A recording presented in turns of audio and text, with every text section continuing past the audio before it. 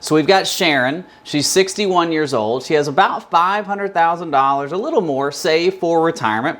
She wants to retire at 61, and she's asking the question, can I retire, and will my money last forever? So let's go through this scenario right now. All right, so here we go. We've got Sharon single. Now, Sharon makes about $70,000 a year. She is an admin, okay? And she wants to retire at 61 years old. So we've got about a year before we step into retirement. So we're already thinking about how do we protect these assets so we don't face the volatility if there's market loss. We're going to get into that here in just a second when we talk about sequence of return risk with retirement investing accounts. But I really want you to be thinking about where's my runway and how much time do I have before I retire, and are my investments allocated for that time frame, right? If you've got 10, 12, 15 years, you can be a little bit more aggressive. If you've got 10, 12, 15 months, you don't want to be as aggressive. So we've got to have investments matching our time horizon, right? Okay, so Sharon at 67, her Social Security would be $2,970. Now obviously, if she takes it early, if she takes Social Security at 62, she would get $2,079 per month, which she could do. She could start claiming Social Security at 62. She would get 70% of her full retirement benefit. Now, claiming at 62 is a great thing to do. A lot of people do. The majority of Americans claim their Social Security at 62. What we want to focus on, does it make sense for Sharon to claim Social Security at 62 as a single lady? Here's the reason I'm talking about that. Social Security at this point is the only guaranteed income with a COLA increase that Sharon's going to have. So we need to maximize her Social Security, because as her life goes on, if she runs out of retirement investments, if she drains her 401k or her IRA, that's not coming back. Social Security, in its essence as it is right now, will continue to pay her a check every month for the rest of her life. So we want to think about maximizing Social Security to protect her retirement income, especially as a single person, because your retirement income is on me, myself, and I, right? And so if she takes it at 62, it's going to be $2,079, and that's where it's at. It's there. Now, you get a COLA increase on that every year. It's about 2.58% is the average right now. Well, let's just say 3% over the rest of her life, but that's the base. Now, if she claims at any time after 62, she's going to get a bump. At 67, this is her full retirement age, it would be $2,970. She was born after the year 1960, so her full retirement age is 67. At age 70, she would get 124% of her full retirement benefit, which is $3,683. Now, what we're going to do in the software is we're going to assume she's going to take it 67, and then we can look at the differences there. Does it make sense to take it 62, 63, 67, 70, whatever? We're trying to maximize this for her individual plan, okay? So let's go out of Sharon. Let's go to assets. So from an asset standpoint, we've got $15,000 in the bank. This is her just normal savings. We've got $275,000 in an IRA. Now, I want you to notice it says Quadro. So Sharon has been divorced, and so she got half of her ex-spouse's IRA. That's called a Quadro. So she got $275,000 in IRA money, which was half of her ex-spouse's IRA. Now, she also has a 401k of $225,000, of which she's contributing $1,166 per month. Now, keep in mind, as a divorced spouse, she also has the ability to claim Social Security benefits based on her ex-spouse's earning records. She could do that, but her Social Security is actually higher than her ex-spouse's earning record, so she's not going to claim off of her ex-spouse. Now, her ex-spouse could claim based on her record if it makes sense, and I don't want to get into divorced Social Security benefits on this video. I have a video in the archive. Go to the Your Financial EKG YouTube channel. Click on the search bar, type in divorced Social Security benefits, and I go through a detailed strategy if you are divorced and you want to claim Social Security benefits. But for her, it doesn't make sense for her at this point. Now, protected assets, she does have a home worth $325,000. Now, from a rate of return standpoint, we're going to be very conservative when it comes to her rate of return. And what I mean by rate of return is, what are these investments going to earn in the stock market or in the retirement investment vehicle that they're in? So if it's in the bank, obviously it's not going to earn 6%. Now, it might for a time if it's in a money market account or something, but over time, what's that average going to be in the bank? So we're going to use 2% for the bank. For her IRA and the 401k, both of those are in the market. So we're going to use 5% and 4% for the rates of return for those investments. Now, our house, we're just going to do a 1% rate of return for the house. Obviously, real estate, depending on what state you live in. I'm in Florida. I'm in the Tampa Bay area, and our real estate did this.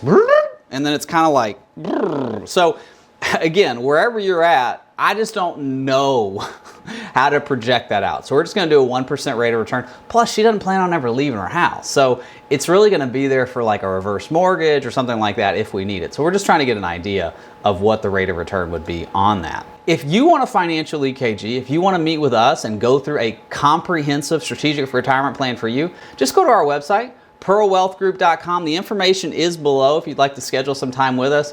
We have a great download on our website. Do you have a plan to keep your finances on track? Download that. You can also go and get right on our calendar right over here where it says schedule a visit. Okay? Cool. Now, from an expense standpoint, we've got about $3,900 in expenses. We have a $700 mortgage payment because she's had this house for a long time. So her interest rate is low. So it's pre the Federal Reserve raising rates in 21 and 22. And that mortgage is going to end in 7 years. Now, keep in mind, a mortgage has 0% inflation, right? So we don't have to calculate inflation on a mortgage. Her baseline expenses are $2,700. That's everyday cost of living for her as a single lady. And we have travel of $500 a month. Now, notice on both of these expenses, we have inflation, 3.27%. The travel expense, we're going to end in 2038. So basically, she's going to have $2,700 plus $500 in expenses on a monthly basis. Now, travel might not be monthly. It might be a one-time thing through a year, twice a year. I just like to itemize it on a monthly basis. So we're going to have these expenses, and then at a certain time in her life, $700 is going to fall off, right? There's going to be the mortgage, and then $500 is going to fall off. And so we want to see that in our retirement income plan. If we just threw in $3,900 and gave it a 3% inflation rate, that's going to kill her overall plan. So we've got to look at this in a more detailed and complex way so that we can give Sharon an accurate idea of, hey, where's my retirement income going to come from? How long is it going to last? How do my investments need to be allocated to pay me my retirement income? And what can I do with my money, or what can I expect my money to do in retirement? Okay? Now keep in mind, what the software is not doing is it's not updating that 2970 with the COLA increases. But we're also not working for 6 years, right? When you look at your Social Security statement, it's assuming that you're going to work until your full retirement age. So as a conservative planner, I don't want to add any COLA increases to Social Security unless Sharon says, hey, Drew, here's my new Social Security statement. This is what they're saying I'm going to get maybe at age 63. Then we can update it. But I want to be really conservative. If it's higher than what the software is showing, we high five, we chest bump. That's great. I don't want to be too aggressive in my projections and it comes out down here and we're like, oh my gosh, what are we going to do? Okay. So for the first 6 years, all of her assets or all of her expenses are being paid from her retirement investment. So here we are, net monthly income, net monthly income, net monthly income, net monthly income, that's working. And then we retire. So you see, here's our working income, and we immediately switch to taking out money from our retirement investment accounts. That's our retirement income plan. So boom, now we're taking it out. So you can see, again, in 2024, her taxes stayed really low. Go to 2025, we're still really, really low, even though we're using a 401k and an IRA for retirement income. That's why I said tax planning is not something we necessarily have to worry about. Now, we could do Roth conversions and look at different scenarios for her to do that because she's in a low tax bracket, it would help. But we don't have a whole lot of non-qualified liquid money. What I mean by non-qualified, I mean not IRA money, not 401k money. We only have $15,000 in the bank. If we're doing Roth conversions, I want to have a bucket of money that I can pull from to pay the taxes that's not IRA or 401k. The reason for that is if we pull money out of a 401k and an IRA to pay the taxes on a Roth conversion, we're essentially double taxing her, like doing the Roth conversion and then taking taxes and being taxed on that. So it's just pushing up our brackets. You see what I'm saying? So we want to have that extra bucket. We don't have that. It's not a bad thing. We just don't have it. And I want to go through two, I don't want to say pitfalls, but two things I really want to focus on because it's Sharon's single. The first is long-term care. So Sharon's by herself. She's in Ohio. All right, there's some kids there, but she's essentially on her own. So home health care cost, community assisted living, and nursing home. So let's just assume she wants to stay in home. Because she's single, we're going to have somebody in the house, whether that's going to be a child called informal care, whether that's going to be a sister, a cousin, whatever. Somebody's going to have to take care of her, or a nurse. So let's assume it's going to be a nurse. So homemaker services today are about $5,000. So let's plug that in, 4,957. So what's that going to be when she needs care at 80? That's the average age people need care.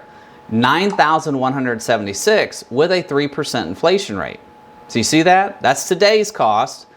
That's tomorrow's cost. We're still doing pretty good. We could always add in part-time work. We could always add in working an extra year. But this is a pretty good scenario. Now, the last thing I want to talk about is stock market risk. Because I think with stock market risk, we have to understand that the market's not going to move in a geometrical pattern, right? It's not going to just move at 4%, 4%, 4%, 4%. I wish it did. Make my life a lot easier. But it's going to move like this. It's going to move like Space Mountain at Disney World, right? Okay, I've been on Space Mountain, Mount Everest, Rock and Roller Coaster, Big Thunder Mountain, whatever the roller coasters at Disney. I've been on them all. That's like being in the market, right? Like, you know you're going to get off, but you don't know when you're going to get there, right? Like, we're going to do this loop. We're going to go around this bend. It might be dark. There might be loud noises. Eventually, we're going to get off. We just don't know when we're going to get there. So we got to put her plan through a meat grinder. So what we're going to do is we're going to assume, we got two sides of this. We're going to assume 4% over here, and we're going to assume 4% over here, but with randomized rates of return. Now, I don't know the future. I had a glass ball. I dropped it coming into the office today. It smashed everywhere. That was a heck of a mess to clean up. But what I can do is I can say, what if we have a really crappy market? Look at this. This is pretty terrible, right? Sequence of return risk to start off. Now, sequence of return risk is the risk that you step into retirement and the market falls immediately. Now, what that means is the market's going down. You're pulling out retirement income from an investment that's going down. So you've got this double loss going on. And in order for that money to go back up to where you lost it, you've got to make double what the market lost, but you're still using it for retirement income. So not only do you have double loss going down, you only get one bit of gain going up because you had to pull out income. That sequence of return risk, that's something we got to look at. So now we come here and we go, oh my gosh, we're out at 82 instead of 92. 10 years. Whew, 10 years. Let's generate a new plan. This one looks pretty bad. 4 bad years in a row. People are like, the market's not going to have 4 bad years in a row. It did back in the Great Depression. But look at this. We actually get 86. All right, so let's generate another one. Here, another 4 bad years. All the way to 2062. And look at this, we're out of money at 100. So that's why when you do Monte Carlo scenarios, it's anyone's guess what the market's going to do, right? It's anyone's guess. We've got to pay attention. That's why it's so important for Sharon to always be doing reviews, to always be making sure that we're updating this EKG, we're updating our investments for where she's at, for where the market's at, and for what's going on in her financial life. So I hope this has helped you. Thank you so much for watching. God bless. Bye-bye.